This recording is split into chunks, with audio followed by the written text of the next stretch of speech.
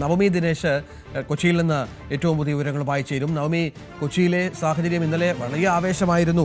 തെരഞ്ഞെടുപ്പ് കൊട്ടിക്കലാശത്തിൽ നമ്മൾ കണ്ടതാണ് ആ ആവേശം ഉടനീളം. വലിയ തോതിൽ മത്സരങ്ങൾ നടക്കുന്ന മണ്ഡലങ്ങളുണ്ട്. UDF ഏറെ പ്രതീക്ഷയർപ്പിക്കുന്ന ഒരു ജില്ലയാണ്. മന്ത്രിമാർ മത്സരിക്കുന്ന മണ്ഡലങ്ങളുണ്ട്. അങ്ങനെ കേരളം കാത്തിരിക്കുന്ന ഫലം ലഭിക്കേണ്ട നിരവധി മണ്ഡലങ്ങളുണ്ട്. അവിടെ എങ്ങനെയാണ് VIP സ്ഥാനാർത്ഥികളൊക്കെ ഇന്നത്തെ ദിവസങ്ങൾ പ്ലാൻ ചെയ്തിരിക്കുന്നത്? രാവിലെ മുതൽ തന്നെ അവർ ഫീൽഡിലുണ്ടോ?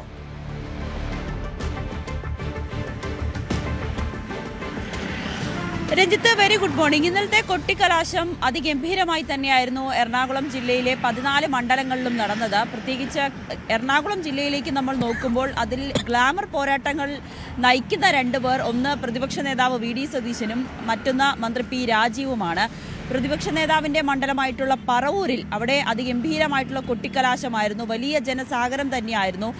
മന്ത്രി P രാജീവിന് വേണ്ടി ഇന്നലെ റാപ്പർ വേടനെത്തി പാട്ടുപാടി. പ്രവർത്തകരുടെ വലിയ ആവേശമുണ്ടായിരുന്നു. പ്രവർത്തകരെ കയ്യിലെടുത്തിട്ടൊക്കെയാണ് റാപ്പർ വേടനും മടങ്ങിയത്. അങ്ങനെ എറണാകുളം ജില്ല നമുക്കറിയാം പൊതുവെ കോൺഗ്രസിന് അനുകൂലമാകുന്ന ഒരു മണ്ഡലമാണ്. കഴിഞ്ഞ 2 തവണയും ഈ UDFിനെതിരായിട്ടുള്ള ഒരു തരംഗമുണ്ടായപ്പോൾ പോലും 9 സീറ്റ് എറണാകുളം ജില്ലയിൽ പിടിച്ചെടുക്കുവാൻ കോൺഗ്രസിന് കഴിഞ്ഞു. ഇത്തവണ കൈവിട്ടു പോയ മറ്റ് മണ്ഡലങ്ങളും കൂടി 5 മണ്ഡലങ്ങളും കൂടി തിരിച്ചെടുക്കുക എന്നൊരു ലക്ഷ്യമാണ് UDFിനുള്ളത്. പ്രത്യേകിച്ച് കളമശ്ശേരി, കൊച്ചി പോലുള്ള മണ്ഡലങ്ങൾ. കൊച്ചിയിൽ നമുക്കറിയാം മുഹമ്മദ് ഷിയാസ് ആണ് അവിടെ സ്ഥാനാർത്ഥി. ഷിയാസിന് വേണ്ടിയും രാഹുൽ ഗാന്ധി അടക്കമുള്ള പ്രധാനപ്പെട്ട നേതാക്കളൊക്കെ എത്തി. അവിടെ മാക്സിയിൽ നിന്നും KJ മാക്സിയിൽ നിന്നും മണ്ഡലം പിടിച്ചെടുക്കുമെന്ന ആത്മവിശ്വാസത്തിലാണ് മുഹമ്മദ് ഷിയാസ് ഉള്ളത്.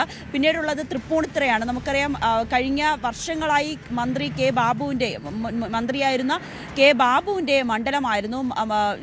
ബാബു ഇപ്പോൾ ഈ രാഷ്ട്രീയത്തിൽ നിന്നൊക്കെ പയ്യെ ഒന്ന് ആരോഗ്യ പ്രശ്നങ്ങൾ കാരണം ഉൾവലിഞ്ഞു നിൽക്കുമ്പോൾ അദ്ദേഹത്തിൻ്റെ അനുയായിയാണ് ദീപക് ജോയിയാണ് അവിടെ സ്ഥാനാർത്ഥിയായി നിർത്തിയിരിക്കുന്നത്. അവിടെയും വലിയ പോരാട്ടം തന്നെയാണ്. ഒപ്പം പെരുമ്പാവൂരുമാണ് മറ്റൊന്ന്.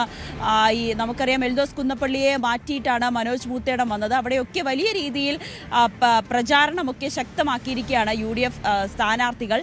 കളമശ്ശേരി ഉൾപ്പെടെയുള്ള മണ്ഡലങ്ങൾ, കൈവിട്ടു പോയ 5 മണ്ഡലങ്ങളും കുന്നത്തുനാട് ഉൾപ്പെടെയുള്ള മണ്ഡലങ്ങൾ തിരിച്ചു പിടിക്കുക എന്നൊരു ലക്ഷ്യത്തോടുകൂടി തന്നെയാണ് വലിയ ആവേശം UDF ക്യാമ്പുകളിൽ കാണുന്നത്. പക്ഷേ ഇടതുപക്ഷത്തെ സംബന്ധിച്ച് അവർ വലിയ ആത്മവിശ്വാസമില്ല. കാരണം അറിയാം ഇത് കോൺഗ്രസിൻ്റെ ഒരു മണ്ഡലം തന്നെയാണ് ഈ എറണാകുളം ജില്ല എന്ന് പറയുന്നത്.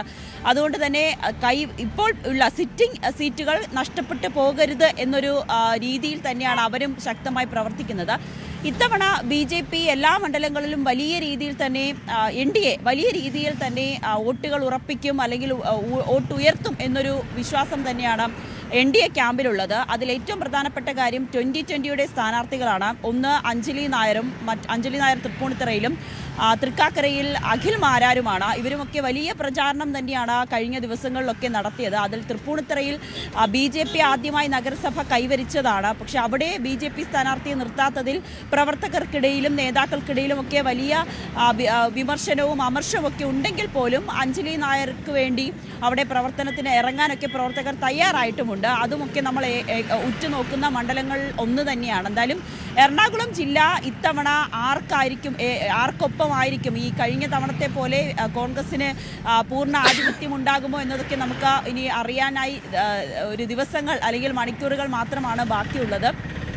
അതിൽ ഇത്തവണ 12 സീറ്റ്, ഈ 14 സീറ്റിൽ 12 സീറ്റെങ്കിലും പിടിച്ചെടുക്കുമെന്ന കടുത്ത ആത്മവിശ്വാസം തന്നെയാണ് പ്രതിപക്ഷ നേതാവ് VD സതീശനും എറണാകുളം ജില്ലയിലെ മറ്റ് കോൺഗ്രസ് സ്ഥാനാർത്ഥികളും അതോടൊപ്പം തന്നെ പ്രവർത്തകരുമൊക്കെ ആവേശത്തോടുകൂടി പറയുന്നത്.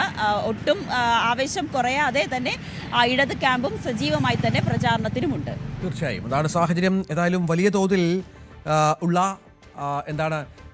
പ്രചാരണ പ്രവർത്തനങ്ങളിലേക്ക് സ്ഥാനാർത്ഥികൾ മാറുന്നു എന്നുള്ളത് നിർണായകമാണ്. മറ്റൊരു പ്രധാനപ്പെട്ട മണ്ഡലം അല്ലെങ്കിൽ ജില്ല എന്നുള്ളത് കണ്ണൂരാണ്. കണ്ണൂരിൽ വലിയ പ്രചരണ കോലാഹലങ്ങൾ സംഭവിച്ചിട്ടുണ്ട്.